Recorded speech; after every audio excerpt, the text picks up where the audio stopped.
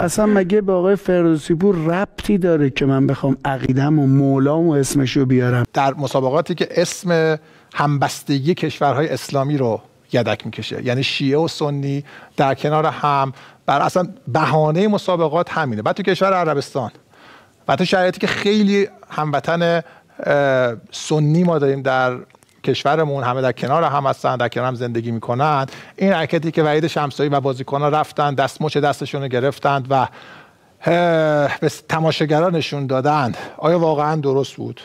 تو ناراحتی که یه بچه شیعه دستشو میاره بالا، عقایدشو صدا میزنه؟ مگه من بی‌احترامی کردم؟ وقتی شما دست میذاری رو هر چیزی که سوادشو نداری، آقا من رو چیزی اطلاع ندارم حرف نمیزنم.